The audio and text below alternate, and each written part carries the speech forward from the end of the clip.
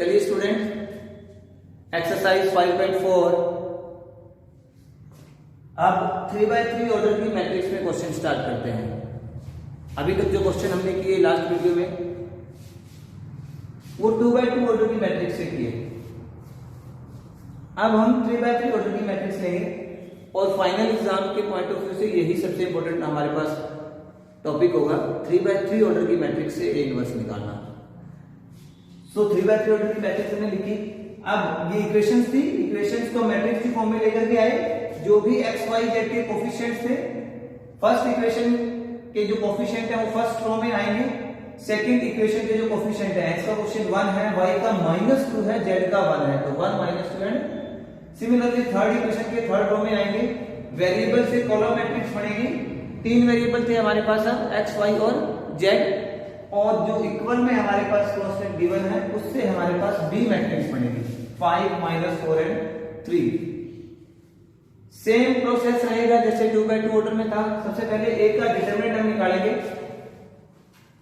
a का determinant 3x3 order में कैसे निकलेगा? फर्स्ट एलिमेंट जो है वो हमने लिखा है एज 2, एक्सपेंड किया फर्स्ट रो और फर्स्ट कॉलम को हमने एक्सपेंड कर दिया, तो हमारे पास ये मटेरियल बचा -2 1 -1 एंड -2।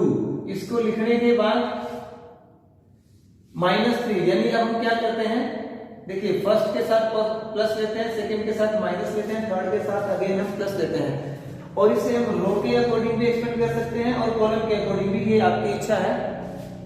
दूसरा एलिमेंट था 3, साथ में माइनस लिखा, फिर हमने सेकंड कॉलम और फर्स्ट रो को एक्सपेंड किया, तो एलिमेंट बचा 1 1 3 एंड -2, 1 1 3 एंड -2। फिर लास्ट एलिमेंट पे गए 3 और इसके अकॉर्डिंग हमने किया 1 -2 3 एंड -1, 1 -2 3 एंड -1 हमारे पास बचा। सॉल्व करेंगे, डिटरमिनेंट हम जानते हैं 2x2 ऑर्डर में 2 को 2 से मल्टीप्लाई करेंगे, 1 को 1 से, फिर 1 को 2 से किया -2, 3 को 1 से किया, 3 बीच में माइनस लेते हैं, ध्यान रखना है। अगेन यहाँ 1 को -1 से किया -1, 3 को 2 से किया 6, बट बीच में माइनस लेते हैं, माइनस का ही 2 था तो इसलिए प्लस हो गया। सिंपलीफाई किया, हमारे पास वैल्यू आ गई 40। ए का डिटरमिनेंट हमारे पास आ गया है नॉन जीरो। दो केस हैं, या तो डिटरमिनेंट जीरो आएगा यानी सिंगुलर मैट्रिक्स, या नॉन जीरो आएगा यानी नॉन सिंगुलर मैट्रिक्स। और हम जानते हैं कि अगर मैट्रिक्स नॉन सिंगुलर है तो हमारे पास सॉल्यूशन कैसा होगा?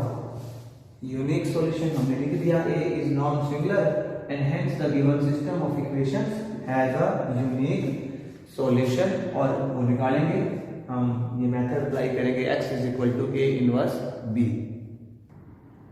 चलिए स्टूडेंट्स, कोफैक्टर निकाल लेते हैं एडजेंट ऑफ A की वैल्यू निकालने के लिए।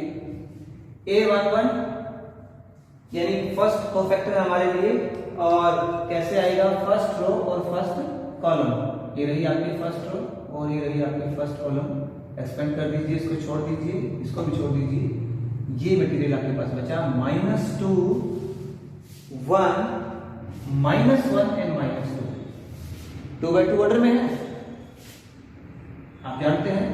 पहले -2 को -2 से करेंगे प्लस के 4 हो जाएगा, -1 को 1 से करेंगे -1 आएगा, लेकिन बीच में माइनस लेना होता है इसलिए +1 हो जाएगा, और 4 + 1 यानी फर्स्ट कोफैक्टर हमारे पास वैल्यू आई 5। फिर A12 हम निकालेंगे। अब की बार फर्स्ट रो और सेकंड कॉलम हम छोड़ेंगे, तो ये रही फर्स्ट रो और ये सेकंड कॉलम छोड़ जाएगी, तो 1 1 3 एंड -2, 1 1 3 एंड -2। अब साथ में माइनस किया है, जानते हैं आप, डिस्कस कर ही रहे हैं पिछले क्वेश्चंस के अंदर। ये 1 और 2 है, 1 + 2 3 विच इज ऑड, ऑड है तो साथ में माइनस। सॉल्व करेंगे, हमारे पास वैल्यू आई 5। A13 यानी first row third column, first row third column 1 -2 3 -1, 1 -2 3 -1, बार प्लस, फिर भी 1 + 3 4 विच इज इवन। सॉल्व करके वैल्यू आई 5। A21 यानी सेकंड रो और फर्स्ट कॉलम, अब रो सेकंड छोड़ी जाएगी, column first, so 3 3 -1 -2, 3 3 -1 and -2। Solve किया, वैल्यू आई 3 2 2 सेकंड ही रो और सेकंड ही कॉलम, 2 3 3 -2, 2 3 3 -2। सॉल्व किया, माइनस के 13। सिमिलरली A23 को सॉल्व करेंगे, और A23 में आएगा सेकंड रो और थर्ड कॉलम यानी 2 3 3 एंड -1 2 3 3 एंड -1 सॉल्व किया, वैल्यू आई 11। A31 को सॉल्व करेंगे थर्ड रो की और फर्स्ट कॉलम, तो 3 3 -2 एंड 1 सॉल्व किया, वैल्यू आई +9। सिमिलरली A32 को सॉल्व किया, वैल्यू हमारे पास 1 आई। A33 को हमने सॉल्व किया, वैल्यू हमारे पास आई -7। चलिए स्टूडेंट्स, कोफैक्टर की वैल्यू निकालने के बाद एडजेंट ऑफ ए की वैल्यू निकाल लेते हैं। कोफैक्टर्स को मैट्रिक्स में लिखा, A11 की वैल्यू A12 की, A13, A21, A22, A23, A31, A32 और A33, और उसका क्या करना है हमें, ट्रांसपोज करेंगे। तो ये जो आपके पास फर्स्ट रो है, ये ट्रांसपोज में क्या बन जाएगी, ट्रांसपोज होने के बाद फर्स्ट कॉलम। जो आपके पास सेकंड रो है वो आपके पास बन जाएगी सेकंड कॉलम, और जो आपके पास थर्ड रो है वो आपके पास बन जाएगी थर्ड कॉलम। एडजेंट निकालने के बाद ए इनवर्स का फार्मूला आपको पता है, A inverse equal to 1/A determinant into adjoint of A। ये फार्मूला अप्लाई किया हमने, A इनवर्स 1/40, A डिटरमिनेंट की वैल्यू हमारे पास थी, एडजेंट ऑफ A की वैल्यू अभी निकाली हमने, जो हमारे पास अभी आई है। और अब जो मेथड हमने अप्लाई करना है वो है x equal to A inverse into B। ये रही A इनवर्स की वैल्यू, ये आपके B मैट्रिक्स जो आपके पास स्टेटमेंट में इक्वल में कांस्टेंट दिए हुए थे 5 -4 एंड 3, वो आपके पास B मैट्रिक्स थी। दोनों को मल्टीप्लाई किया हमने आपस में, ये देखिए 5 को 5 से करेंगे 25, फिर प्लस लिखते हैं, लेकिन यहाँ पर माइनस का 4 है, तो 3 को 4 से किया माइनस के 12, और 9 को अपने 3 से किया 27। सिमिलरली सेकंड रो को किया, सेकंड रो में लिखा, थर्ड को जब किया तो थर्ड में लिखा, प्लस माइनस यानी सिंपलीफाई करने के बाद हमारे पास वैल्यू आई, first element 40, second 80 and the last one is -40। अब ये 1/40 ये अंदर जाएगा डिवाइड में, हर एलिमेंट के साथ 40/40, 80/40 और -40/40। एक्स मैट्रिक्स को हम लिख चुके हैं कॉलम में x y एंड z। तो फर्स्ट एलिमेंट जो x है वो फर्स्ट वैल्यू है, वो है 1, 40 से 40 कैंसिल हुआ, हमारे पास 1 आया, फिर 80 तो यहाँ पर 2 आया, एंड अगेन 40 था, तो z की वैल्यू हमारे पास आई -1। तो ये था हमारे पास 3x3 ऑर्डर की मैट्रिक्स में हमने सिस्टम ऑफ इक्वेशन को सॉल्व किया और हमारे पास यूनिक सॉल्यूशन आंसर आया। दो टाइप इसके जो रहते हैं वो हैं इनफाइनाइट नंबर ऑफ सॉल्यूशन और नो सॉल्यूशन। चलिए स्टूडेंट, एक और क्वेश्चन देखते हैं, ये भी कंसिस्टेंट केस ही है। 6th क्वेश्चन का सेकंड पार्ट है एलिमेंट बुक में से। 3 इक्वेशन दे रखी हैं, ए मैट्रिक्स की, एक्स मैट्रिक्स, बी मैट्रिक्स। ए का डिटरमिनेंट निकाला तो इस बार आंसर आया हमारे पास 0, और अगर आंसर 0 आया तो हमने लिख दिया A is a singular matrix. Singular matrix है, अगेन आपके पास 2 केस अराइज होते हैं, आपको चेक करना है कौन सा है। तो पहले क्या निकालेंगे, कोफैक्टर्स, एडजेंट चाहिए हमें दोनों ही केस के अंदर। कोफैक्टर मैंने डायरेक्ट लिखे हैं क्योंकि मैं 2 क्वेश्चन पिछले बार ऑलरेडी बता चुका हूं। सो A11 फर्स्ट कॉलम एक्सपेंड किया आपने, 2 आया -2, 0 हमारे पास वैल्यू आ गई। A12 -3, A13 की वैल्यू हमारे पास आई -3, A21 की वैल्यू हमारे पास 0 आई, A22 हमारे पास वैल्यू आई 3, A23 की वैल्यू हमारे पास 3 आई, A31 हमारे पास 0 आया, A32 हमारे पास वैल्यू आई 3 और A33 हमारे पास वैल्यू आई 3। एडजेंट निकालना था, मैट्रिक्स की फॉर्म में सभी कोफैक्टर्स को लिया हमने और उसका ट्रांसपोज हमने कर दिया। हमारे पास एडजेंट की वैल्यू आती है first row 0 0 0, second row -3 3 and 3, and the last row यानी थर्ड रो -3 3 एंड 3। चलिए स्टूडेंट, एडजेंट ऑफ ए को बी मैट्रिक्स से मल्टीप्लाई कर लेते हैं। ये एडजेंट ऑफ ए की वैल्यू थी, बी मैट्रिक्स थी हमारे पास जो इक्वल में हमें नंबर दिए होते हैं 3 2 एंड 1। हमने जब दोनों को मल्टीप्लाई किया तो हमारे पास 0 आंसर आया, which is a 0 matrix. So thus Ax is equal to B, यानी ये सिस्टम ऑफ इक्वेशन है, हैज इनफाइनाइट मैनी सॉल्यूशंस, यानी कंसिस्टेंट केस है बट यूनिक सॉल्यूशन नहीं आएंगे, आपके पास आएंगे इनफाइनाइट नंबर ऑफ सॉल्यूशन। तो अगेन वही जो 2x2 ऑर्डर की मैट्रिक्स में प्रोसेस हम यूज कर रहे थे, आपके पास 3 हमारे पास यहाँ पर वेरिएबल है x, y और z। तो अब आपके पास फिर से ये ऑप्शन है कि आप चाहे x को मानिए, चाहे आप y को अज्यूम कीजिए, चाहे आप z को अज्यूम कीजिए। तीनों वेरिएबल में से किसी एक वेरिएबल की वैल्यू हम k अज्यूम कर सकते हैं। यहां पर हम z को अज्यूम कर रहे हैं, let z is equal to k। z को अज्यूम करने के बाद अब तीन इक्वेशन है हमारे पास। अगेन आपके पास ये ऑप्शन है, आप तीनों में से किसी दो इक्वेशन की हेल्प लेंगे। तो मैंने पहली दो इक्वेशन उठा ली है। z को हमने k पुट किया, राइट हैंड साइड में गया 3 माइनस k हो गया 2 minus k, left hand side में x माइनस y और 2x प्लस y। सिंप्लीफाई करने गए, y से y कैंसिल हुआ, 2x प्लस x 3x हो गया, 3 प्लस 2 5 और k से k भी कैंसिल हमारे पास यहाँ पर हो गया और हमारे पास x की न्यूमेरिकल वैल्यू आ गई है 5/3। Doesn't matter, in terms of k भी आ सकती थी। फिर हमने x की वैल्यू को, हमने पहली इक्वेशन को इक्वेशन नंबर 1 नाम दे दिया। So put the value of x in equation 1। जहां x है वहां पर वैल्यू पुट कर दी 5/3 माइनस y और इक्वल में 3 माइनस k। y को क्योंकि नेगेटिव था मैं राइट हैंड साइड में ले गया, पॉजिटिव हो गया और राइट हैंड साइड में जो मटेरियल था उसे मैं लेफ्ट हैंड साइड में ले आया। 5/3 3 प्लस का था, -3 हो गया, k माइनस का था, प्लस k हो गया। दोनों न्यूमेरिकल नंबर्स में हमने एलसीएम लिया, हमारे पास 3 आया, 3 3 जा 9, 5 माइनस 9 माइनस के 4, माइनस के 4/3 प्लस के, और इस प्रकार हमारे पास ये x, y और z तीनों की वैल्यू आ चुकी है। z की हमने अज्यूम की थी कि x की वैल्यू हमारे पास आई 5/3 और z की वैल्यू हमने k अज्यूम की थी, x की वैल्यू हमारे पास आई 5/3 और y की वैल्यू हमारे पास आई k - 4/3।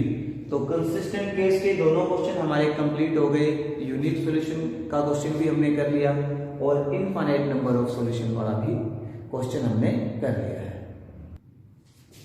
चलिए स्टूडेंट, 3/3 ऑर्डर की मैट्रिक्स में लास्ट टाइप देख लेते हैं, इनकंसिस्टेंट केस, और जिसमें हमारे पास कोई सॉल्यूशन नहीं आता है। एलिमेंट बुक में से 6 क्वेश्चन का फर्स्ट पार्ट है। 3 इक्वेशन हमें दे रखी हैं। सबसे पहले हमने ए मैट्रिक्स बनाई, कॉलम मैट्रिक्स x जितने वेरिएबल हमारे पास थे और जो इक्वल में लिखा था उससे बी मैट्रिक्स हमने बना ली। एक का डिटरमिनेंट हमने निकाला, आंसर हमारे पास 0 आएगा और आंसर 0 आया इसलिए मैंने लिखा कि A is a singular matrix. अब जब A सिंगुलर मैट्रिक्स यहाँ पर हमारे पास आई है तो ऑब्वियसली अब हम अगला स्टेप कोफैक्टर निकालेंगे। कोफैक्टर में डायरेक्ट लिख रहा हूं क्योंकि आई थिंक निकालना अब तक आपको आ ही चुका होगा। फर्स्ट A11 से डिनोट करते हैं, फर्स्ट और फर्स्ट कॉलम को छोड़ते हैं, 1 को 1 से करेंगे -1, 3 2 जा 6, -1 प्लस 6 यानी 5 हमारे पास आएगा और सेम प्रोसेस से बाकी सभी कोफैक्टर्स आप निकालेंगे। कोफैक्टर निकालने के बाद एडजेंट ऑफ A हम लिखते हैं।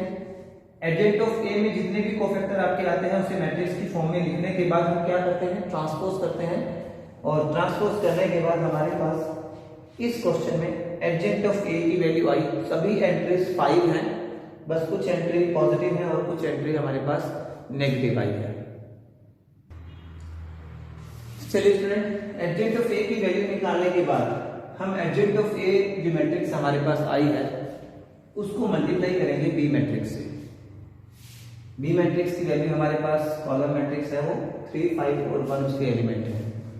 हमने दोनों मैट्रिक्स को आपस में मल्टीप्लाई किया। फर्स्ट एलिमेंट से मल्टीप्लाई हुआ, सेकंड से 25 एंड थर्ड से -5।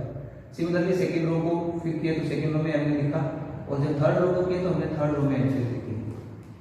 वैल्यूज निकालने के बाद हमारे पास जो एलिमेंट आए इस लास्ट कॉलम मैट्रिक्स आंसर में -15 and +15 which is a non-zero matrix and hence the given system is inconsistent and it has no solution. So student, इस प्रकार 3/3 ऑर्डर की मैट्रिक्स में भी हमने तीनों केस सॉल्व किए हैं। आई होप कि आपको ये तीनों केस अच्छे से समझ आ गए हैं। आपके फाइनल एग्जाम में यहां से 100% श्योर इस एक्सरसाइज से क्वेश्चन आता है। अब आप इस एक्सरसाइज के बाकी बचे हुए क्वेश्चंस को प्रैक्टिस करेंगे और कोई भी डाउट अगर आपका आएगा तो आप मैसेजेस के थ्रू पूछ लेंगे। चलिए स्टूडेंट, एक और केस यहां पर रह गया हमारे पास। दो टाइप हैं उसके क्वेश्चंस के, वो भी देख लेते हैं। होमोजेनियस केस है ये, और इसके क्वेश्चंस की पहचान क्या होगी आपके पास, कांस्टेंट टर्म मिसिंग होगी। तीनों इक्वेशन में किसी भी इक्वेशन में कांस्टेंट टर्म नहीं होगी, ना तो लेफ्ट हैंड साइड में और ना ही राइट हैंड साइड में। यानी कि लेफ्ट हैंड साइड में कोई कांस्टेंट टर्म नहीं है, तीनों वेरिएबल वाली है, और इक्वल में क्या दिया है, 0। तो सबसे पहला काम क्या करेंगे, वैसे जैसे पिछले क्वेश्चन में भी तक हम कर रहे थे, ए मैट्रिक्स बनाएंगे कोफिशिएंट से, उसका डिटरमिनेंट निकालेंगे। अब देखिए मैं डायरेक्टली लिखता हूं, डिटरमिनेंट की वैल्यू मेरे पास 0 नहीं आई, नॉट इक्वल टू 0 मैंने लिखा है। तो यदि आपके पास डिटरमिनेंट की वैल्यू 0 नहीं आती है तो आप लिखेंगे कि जो इक्वेशन है, ऑब्वियसली आप जानते हैं डिटरमिनेंट अगर नॉन जीरो आए तो नॉन सिंगुलर है, hence a is not singular and thus the given system has a trivial solution that is x is equal to y is equal to z is equal to 0। यानी अगर आपके पास determinant की value non zero आई तो आप direct answer लिखोगे, x की value भी 0 होगी, y की वैल्यू भी 0 होगी और z की वैल्यू भी 0 होगी। चलिए स्टूडेंट, होमोजेनियस केस में सेकंड क्वेश्चन भी कर लेते हैं। 7th क्वेश्चन का ही सेकंड पार्ट है, system of equation, right hand side 0, coefficient से मैट्रिक्स बनाई, डिटरमिनेंट निकाला, हमारे पास आंसर आ गया 0। thus a is singular and hence the given system of equation has non-trivial solution। पिछले केस में क्या था, ट्रिवियल सॉल्यूशन था, डायरेक्ट आंसर लिखा था, x, y और z तीनों की वैल्यू 0। यहां पर नॉन ट्रिवियल है तो हम सॉल्यूशन निकालेंगे। कैसे निकालेंगे, पीछे जो हमने कंसिस्टेंट केस में जो इनफाइनाइट सॉल्यूशन वाला क्वेश्चन हमने किया है, सेम उसी प्रोसेस से करेंगे। x, y और z इन तीनों में से किसी एक को हमने k अज्यूम करना है, तो मैंने क्या किया, y को अज्यूम कर दिया, that y is equal to k। So from these two equations x minus z, y को राइट हैंड साइड में ले गया माइनस के, x प्लस z और माइनस के 2y था तो राइट हैंड साइड में गया प्लस के 2 और y को हमने क्या किया है, k पुट किया है। सॉल्व किया, z से z कैंसिल हुआ, 2x और 2k में से k माइनस k तो k x की वैल्यू आ गई k/2। इसे इक्वेशन 1 अज्यूम किया और x की वैल्यू को यहां पुट कर दिया, put the value of x in equation number 1। यहां x का वहां के लिखा k/2 minus z equal to minus k, z को राइट हैंड साइड में ले गया, पॉजिटिव हो गया। यानी सिंपलीफाई कर रहा हूं, राइट हैंड साइड से k को लेफ्ट हैंड साइड में ले आया तो k/2 प्लस k यानी 3/2 into k। हमारे पास x की वैल्यू आई k/2, y की वैल्यू हमने k अज्यूम की हुई है और z की वैल्यू हमारे पास आ चुकी है 3k/2। सो स्टूडेंट, ये कुछ क्वेश्चन थे एक्सरसाइज 5.4 में से जो हमने किए। 2/2 ऑर्डर की मैट्रिक्स से हमने सॉल्व किए, फिर 3/3 ऑर्डर की मैट्रिक्स से भी हमने कुछ क्वेश्चन सॉल्व किए और होमोजेनियस केस के भी दोनों क्वेश्चन हमने सॉल्व किए। ऑलमोस्ट पूरी एक्सरसाइज हम कर चुके हैं, अभी भी कुछ क्वेश्चन रहते हैं, फर्दर वीडियोस में हम उनको करेंगे। तब तक आप प्रैक्टिस कीजिए और कोई भी डाउट आएगा तो आप कमेंट करके पूछ सकते हैं।